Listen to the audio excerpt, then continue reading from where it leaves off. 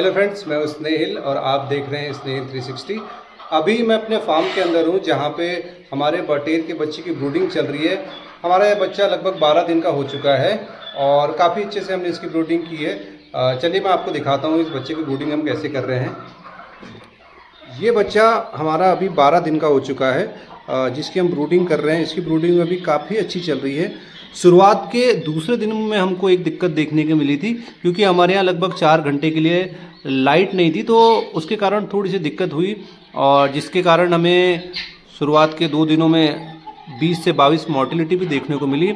उसके अलावा अभी तक हमारे इस ब्रूडिंग के टाइमिंग में किसी तरह की कोई दिक्कत नहीं आई है और अभी ब्रूडिंग काफ़ी अच्छे से चल रही है और चिक्स भी काफ़ी हेल्दी। मैं आपको थोड़ा सा नज़दीक से दिखाता हूँ। अब ये दाना खा के आराम से लेटा हुआ है।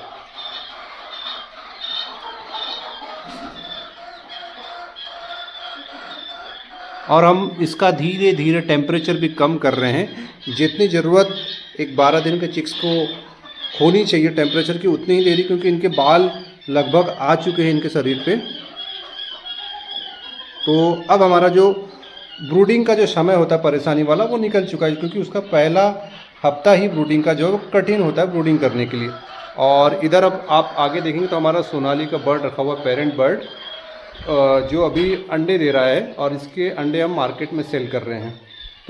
अभी आपने वीडियो में देखा कि हम कैसे अपने फार्म पे बटेर के बच्चे की ब्रूडिंग करते हैं। अब चलिए हम आते हैं अपने आज के टॉपिक के ऊपर। आज मैं आपसे बात करने वाला हूँ बटेर पालन के अपने 3 साल के अनुभव के बारे में, कि पिछले 3 साल में मैंने इस पूरे बटेर फार्मिंग के समय के दौरान क्या सीखा अपनी गलतियों से और क्या गलतियाँ एक नए फार्मर को नहीं करना चाहिए मार्केटिंग करते समय और इसकी फार्मिंग करते हुए। चलिए तो वीडियो को शुरू करते हैं। सबसे पहले आपको मैं वो प्रमुख टॉपिक्स बता देता हूँ जिनके बारे में आज हम बात करने वाले हैं।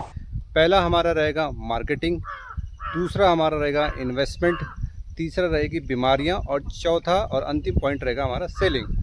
तो देखिए, जब भी कोई नया फार्मर बटेर फार्मिंग करना चाहता है या बटेर फार्मिंग में आना चाहता है तो उसको क्या ध्यान रखना चाहिए।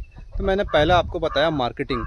आप जिस भी एरिया में रह रहे हो, आप पूरे इंडिया के जिस भी स्टेट में रह रहे हैं, जिस भी ज़िले में रह रहे हैं, सबसे पहले आपको ये देखना पड़ेगा कि हमारे ज़िले में, हमारी तहसील में क्या बर्ड की खपत है, बटेर हमारा बिकता है, वहाँ के लोग बटेर को पसंद करते हैं या नहीं करते हैं, ढाबों में उसकी कैसी सेलिंग है, होटलों में कैसी सेलिंग है, लोकल में कटिंग की दुकानें में लोग जो हैं कटिंग वाले उसको रख रहे हैं कि नहीं, मार्केट में उसकी कितनी अवेलेबिलिटी है, लोगों के बीच में उसकी डिमांड है कि नहीं। सबसे पहले हमको ये ध्यान देना होता है अगर हम बटेर की फार्मिंग कर रहे हैं तो, क्योंकि बटेर फार्मिंग ऐसी फार्मिंग नहीं है कि जहां आपका 35 दिन में बटेर रेडी हुआ और 36वें दिन कंपनी वाले आके आपका सारा बटेर लेके जाए। ये फार्मिंग हमारी खुद की होती है, प्राइवेट फार्मिंग होती है और हम इसमें इन्वेस्टमेंट करते हैं। तो हमको ये ध्यान रखना होता है कि हमारा बर्ड हमारे पास ज़्यादा दिन तक ना रहे। तो जो भी आदमी या जो भी फार्मर फार्मिंग करना चाहता है बटेर फार्मिंग की, वो सबसे पहले अपने एरिया में मार्केटिंग कर ले कि उसके यहाँ डिमांड कितनी है, और डिमांड है तो क्या वो पूरी कर सकता है या फिर वो डिमांड के अकॉर्डिंग कितनी अपनी फार्मिंग कर सकता है। लेकिन वहाँ पे डिमांड होना बहुत ज़रूरी है इसके एरिया में, तो ही वो उसकी फार्मिंग करे। दूसरा जो हमारा टॉपिक है वो है इन्वेस्टमेंट। देखिए, बटेर में इन्वेस्टमेंट जो होता है वो बहुत कम होता है। अगर हम दूसरी फार्मिंग की इससे तुलना करें तो चाहे वो मछली फार्मिंग हो या ब्रॉयलर फार्मिंग या क्रॉकरल फार्मिंग हो, बटेर में इन्वेस्टमेंट कम होता है। इन्वेस्टमेंट कम होने के कारण ही इसको हमारे जो लोअर क्लास के फार्मर है वो भी बड़े आसानी से कर लेते हैं। तो देखिए, बच्चे का इन्वेस्टमेंट मैं आपको बताऊंगा, इसमें फीड का इन्वेस्टमेंट और थोड़ी बहुत दवाइयों का भी। तो एक बर्ड हमारा कितने में तैयार होता है और हम उसको कितने में सेल कर सकते हैं। तो पहली बात आपको ये याद रखना है कि अगर आपके पास हैचरी नहीं है, आप बाहर से चिक्स ले रहे हैं, तो आपको वो मिनिमम 12 रुपये के आसपास आएगा। तो 12 रुपये हमारी चिक्स की कॉस्ट हो जाएगी और एक बटेर हमारा पूरे 35 दिन के कल्चर में 400 ग्राम के आसपास फीड खाता है, 400 से 450 ग्राम के आसपास। तो वो फीड की जो हमारी कॉस्ट आएगी वो 18 रुपये के आसपास आएगी। या हम उसको मान लेते हैं कि अगर कोई नया फार्मर फार्मिंग कर रहा है तो 20 रुपये का फीड खाएगा। ये मैक्सिमम मैं आपको वैल्यू बता रहा हूँ। तो बटेर की कीमत, बटेर की फीड की कीमत हम लगा ले तो 32 रुपये के आसपास का टोटल फीड और चिक्स का खर्चा हो गया। और 3 रुपये हम एक्स्ट्रा खर्च जोड़ते हैं उसमें मेडिसिन का और हमारे ब्रूडिंग के जो चार्जेस हैं, जो हमारा लेबर का चार्जेस है। एक बर्ड में 3 रुपये सफिशियंट हो जाता है, इससे ऊपर खर्चा नहीं जाता है। तो हमारा जो बर्ड तैयार हो रहा है वो 35 रुपये के आसपास में तैयार हो रहा है, मोटा मोटा। और मैक्सिमम इससे ज़्यादा आपको खर्च नहीं आएगा एक बटेर के ऊपर। और जो फार्मर काफ़ी साल से फार्मिंग कर रहे हैं उनकी कॉस्टिंग तो लगभग 25 से 27 रुपये के आसपास होती है। तो ये जो मैं कॉस्टिंग बता रहा हूँ ये नए फार्मरों के लिए बता रहा हूँ। पुराने फार्मरों की कॉस्टिंग इससे भी 7-8 रुपये नीचे रहती है, क्योंकि उनके पास हैचरी भी रहती है, फीड भी खुद का रहता है। तो इन्वेस्टमेंट जो आएगा हमारे बटेर पे, एक बटेर पे 35 रुपये के आसपास आएगा। और इसकी थोक में सेलिंग वो है, जो थोक में सेलिंग का जो रेट है वो है 55 रुपये। 50 से 55 रुपये आपको आराम से दे देगा। अगर आप थोक में पूरा सेल करते हैं तो आप 20 रुपये इसमें मैक्सिमम बचा लेंगे, थोक में मिनिमम 15 रुपये आसानी से बचा लेंगे। अगर आप चिल्लर की तरफ जाएंगे तो एक पीस हमारा फार्म से 80 से 90 रुपये में बिक जाता है। अगर आप 80 रुपये में भी बेचते हैं तो 40 रुपये बचा लेंगे, या 70 रुपये में बेचते हैं तो मिनिमम आपका 35 से 40 रुपये तो बच ही जाता है। लेकिन चिल्लर में बहुत ज़्यादा प्रॉफिट आता है। चिल्लर में 40-40, 45-45 रुपये लोग फार्म से बेच के बचा लेते हैं। तो चिल्लर में काफ़ी ज़्यादा इसका प्रॉफिट है, और थोक में भी बहुत ज़्यादा प्रॉफिट है। अगर हम ब्रॉयलर से इसकी तुलना करें तो ब्रॉयलर में आज भी किसानों को 6 रुपये पर केजी के पीछे जो इनको है प्रॉफिट जो दिया जाता है फार्मरों को, तो उसकी अगर तुलना की जाए बटेर से तो बटेर में काफ़ी अच्छा प्रॉफिट है, थोक में भी और चिल्लर में भी। उसके बाद हम बात करते हैं बीमारियों के बारे में।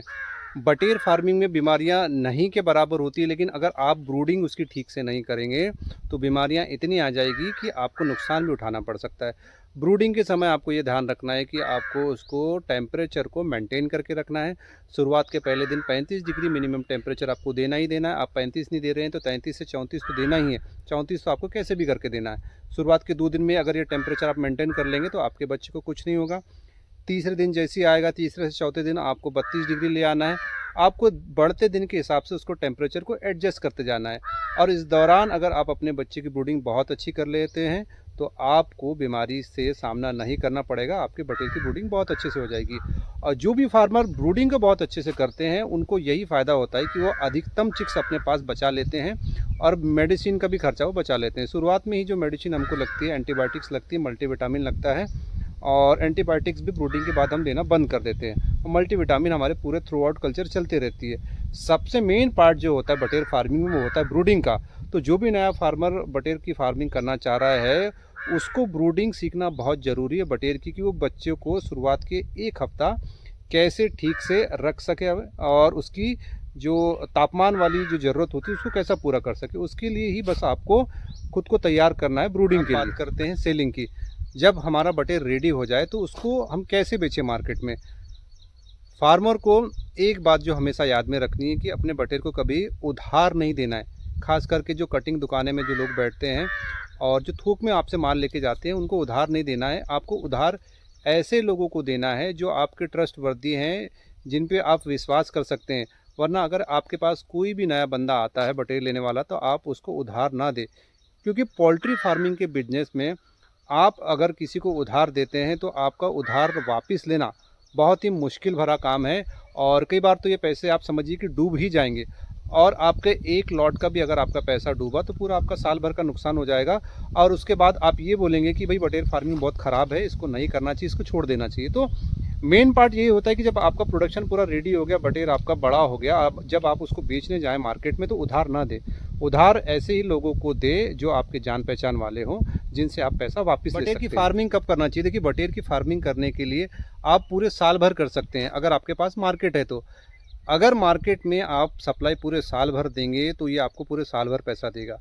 वरना बटेर की फार्मिंग के 2 मुख्य सीज़न तो होते ही हैं, बारिश और ठंड, जिसमें ठंड में बहुत ज़्यादा डिमांड होती है। तो ठंड में भी आप इसकी फार्मिंग कर सकते हैं। अगर आप ठंड में करना चाहते हैं तो ठंड में ही अच्छी खासी फार्मिंग करके अच्छा खासा प्रॉफिट आप इससे ले सकते हैं। ये थी बटेर फार्मिंग से जुड़ी कुछ खास बातें। अगर आप इन कुछ खास बातों को ध्यान में रखते हुए बटेर की फार्मिंग करते हैं तो मेरा नहीं ऐसा ख्याल है कि आपको किसी तरीके का नुकसान उठाना पड़ेगा। और ये जो फार्मिंग है बटेर फार्मिंग बहुत ही कम पैसों में शुरू होने वाली है, बहुत ही कम जगह में शुरू होती है, और बहुत ही कम समय में आपको रिटर्न भी देती है। और सबसे बड़ी बात यह है कि ये अभी तक किसी कंपनी के हाथ में नहीं है। जैसे पोल्ट्री फार्मिंग हमारा ब्रॉयलर फार्मिंग कंपनियों के हाथ में है। आपको किसी के दिए हुए नियम के अनुसार नहीं चलना है कि आपको भाई चिक्स आज इतने ही रुपए का मिलेगा, आज मार्केट इतना ही है, आज आपको बर्ड इतने ही रुपए में सेल करना पड़ेगा। आप इसमें खुद के मालिक होते हैं, सारे रेट आपके पास होते हुए ही आप फ़ायदे और मुनाफे का जो है कैलकुलेशन लगाते हैं। तो आज की वीडियो में बस इतना ही, मिलते हैं अगले वीडियो में। धन्यवाद।